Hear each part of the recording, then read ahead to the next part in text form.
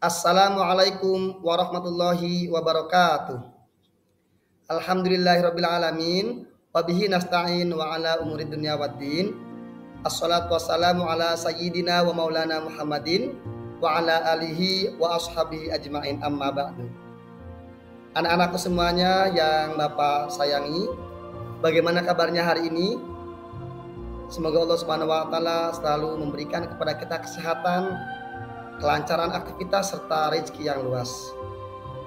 Baiklah, pada hari ini kita akan bersama belajar pelajaran SKI materi tentang substansi dakwah Rasulullah SAW di Mekah.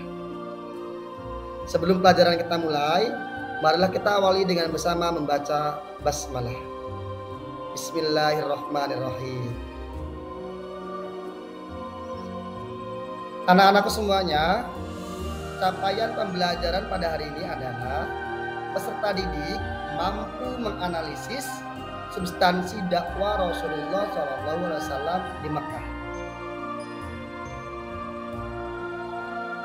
Baiklah anak-anakku semuanya, minggu yang lalu kita telah belajar bersama materi tentang Rasulullah Nabi Muhammad SAW, di mana dengan turunnya wahyu pertama ini Nabi Muhammad telah menjadi Rasul. Bukti kalau jika Nabi Muhammad telah menjadi Rasul, yaitu menerima surat Al-Alaq ayat 1 sampai 5. Nah sekarang Nabi Muhammad setelah mendapat wahyu pertama, maka Allah pun menurunkan wahyu kedua, yaitu surat Al-Mudaththir. Nah dengan adanya wahyu kedua ini, ternyata ada sesuatu yang tersirat di dalamnya, yaitu bagaimana setelah Nabi Muhammad menjadi Rasul, maka Nabi Muhammad mengemban amanat dalam berdakwah. Rasulullah SAW menggunakan dua metode. Yang pertama, metode dakwah secara sembunyi-sembunyi, di mana metode ini Rasulullah SAW lakukan dengan tujuan agar aman ataupun tidak diketahui oleh kaum kafir Quraisy. Karena kita ketahui bersama, masyarakat Quraisy itu sangat membenci Nabi Muhammad. Nabi Muhammad tidak boleh melakukan aktivitas-aktivitas keagamaan, tidak boleh mengajak, tidak boleh menyebarkan ajaran Islam. Oleh karena itu, melihat hal tersebut, Nabi Muhammad menyampaikan ajaran atau berdakwah dengan bersembunyi-sembunyi. Adapun targetnya, yaitu yang pertama adalah keluarga besar dan karib kerabat. Oleh karena itu, banyak dari para sahabat, keluarga beliau yang masuk Islam, sehingga disebut as-sabiquna awalun, orang-orang yang pertama masuk Islam. Seperti istri beliau Siti Khadijah sebagai perempuan pertama yang masuk Islam. Ali bin Abi Thalib, keponakan beliau, masuk Islam pada umur 10 tahun. Abu Bakar Siddiq dan lain sebagainya. Nah, inilah target pertama dakwah secara sembunyi-sembunyi. Metode dakwah yang kedua adalah metode dakwah secara terang-terangan, di mana Rasulullah SAW melakukan metode dakwah ini setelah beliau mendapat perintah dari Allah, yaitu Quran surat Al-Hijr ayat 94 yang berbunyi Bismillahirrahmanirrahim, fasda bima tu'maru wa 'anil musyrikin. Setelah mendapat wahyu ini, maka Rasulullah secara terang-terangan berani menyebarkan ajaran Islam di kota Makkah, sehingga para pemuka kaum Quraisy termasuk Umar bin Khattab, Abu Sufyan, semuanya masuk Islam. Inilah metode yang diterapkan oleh Rasulullah SAW.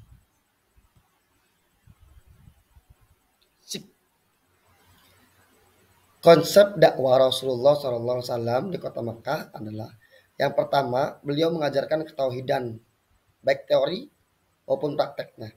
Karena kita ketahui bersama bahwa peradaban masyarakat Makkah sebelum Islam adalah menyembah berhala. Oleh karena itu, Rasulullah mengajarkan ketauhidan, percaya hanya kepada satu Tuhan, yaitu Allah Subhanahu wa taala. Selain mengajarkan teori, ternyata beliau pun mengajarkan praktek, yaitu dengan cara sholat. Yang kedua, mengajarkan Al-Quran. Mengapa Rasulullah mengajarkan Al-Quran? karena kebudayaan masyarakat Mekah mencintai syair, puisi, sastra, maka Al-Quran merupakan kalam Allah yang berbahasa Arab dengan sangat indah, bahkan melebihi sastra dan puisi Arab. Sehingga masyarakat Mekah sangat tertarik dengan isi-isi Al-Quran, bacaan-bacaan Al-Quran. Oleh karena itu Rasulullah SAW mengajarkan Al-Quran kepada masyarakat Arab agar mudah menerima Islam melalui Al-Quran. Selain itu, karena dalam Al-Quran itu mengandung ajaran-ajaran tauhid, sehingga selain membaca Al-Quran, maka secara langsung masyarakat Mekah belajar tauhid di dalam Al-Quran.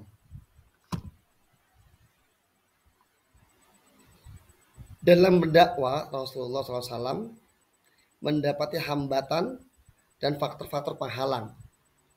Yang pertama itu berasal dari sikap kaum kafir Quraisy yang tidak suka terhadap aktivitas dakwah Rasulullah SAW. Ya, kita ketahui bahwa masyarakat Mekah tidak senang akan adanya ajaran baru, termasuk pamannya Nabi Muhammad yaitu Abu Jahal. Bahkan sampai akhir hayatnya Abu Jahal tidak menerima ajaran Islam, padahal Nabi Muhammad merupakan keponakannya.